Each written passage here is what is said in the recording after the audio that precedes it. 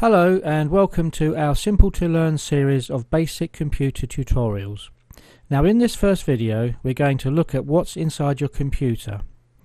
Now this is not intended to show you how to build a computer, but just to give you a general idea about what's going on inside and some of the terminology or jargon that is used.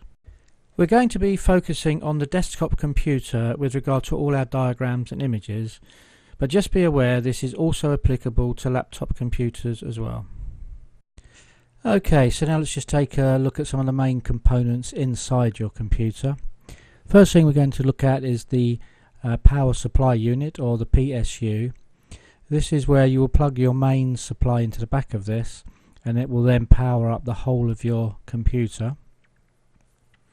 And we have bays where you have things like a DV drive, any extra bays such as floppy drives, not that we have them very much anymore, but anything that you gain access from the front of your computer, these will be housed in this area.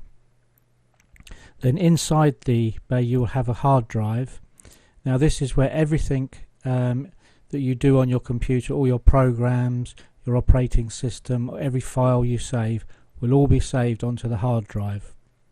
So we'll cover these in a bit more detail later, as they are quite an important element that you need to understand. And then on the screen area, that is our motherboard. And on the motherboard houses all your electronics, all the chips, and the main CPU or central processing unit is stored on the motherboard. Now you may have heard of this referred to as a Pentium processor or an Intel processor.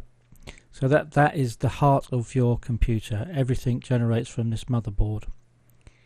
And also on the motherboard you will have what we call random access memory. You've probably heard it referred to as RAM.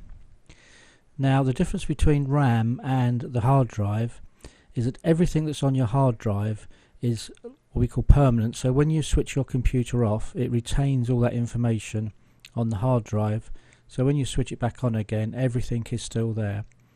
Unlike the RAM, where everything that's stored on the RAM is temporary.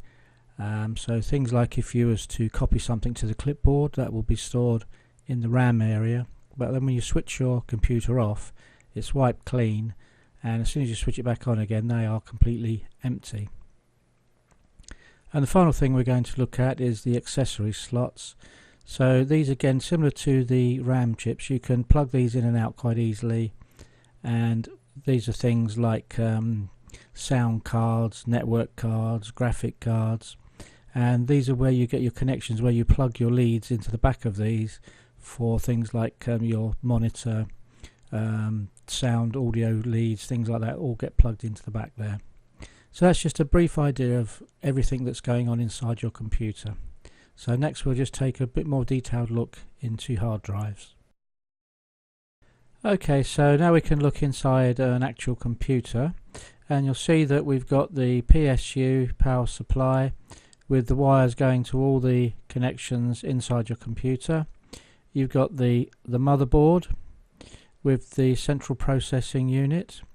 You've got your RAM chips installed there. As you can see, you've got a video card installed, and you've got some spare ports where you could have a network card or any other peripheral that you wanted. And we've also got our drives that we was talking about. So here you've got a DVD drive. You could have 3 or 4 different drives in there, DVD drive, floppy drives, and here we've got the hard drive.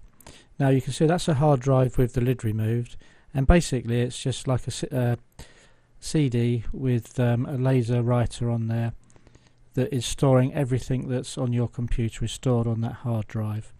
Now the drives are given letters, so normally it's the C drive is your main hard drive, the D drive will be your DVD drive, and you'll see you've got room here to install a lot more drives if you wanted to.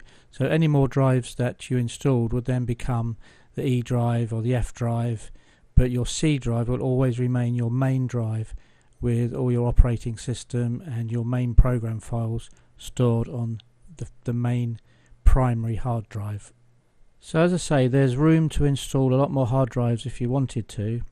Now really this is a little bit specialist, so unless you know what you're doing, you really would need to take it into a shop or somewhere to get someone to install extra internal hard drives for you.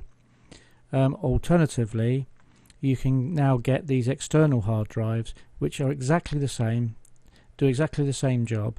All they do is they plug into the back of your computer into a USB or a universal serial bus connection, as you can see there, and then that will give you extra storage space, so that if you wanted to keep backup copies, if you watch our next video on files, directories, folders, that sort of thing, we'll talk about the need to have somewhere to back up in case something goes wrong with this hard drive and you lose all your files. Ideally you want to save whatever files you've got on there, or the important ones, you want to back them up onto another drive, either another internal drive or an external drive. So it is definitely worth getting an extra drive so that you can back up all your important information. Okay, so that's brought us to the end of this first tutorial. So I hope you found this useful and that you will join us in Module 2, which, as I just explained, will cover files, folders and directories, and a little bit more detail on hard drives. So if you want to be sure to get this, just subscribe either by clicking the link on our Facebook page or go to our website at www.simpletolearn.com and click on the subscribe button. Thank you for listening.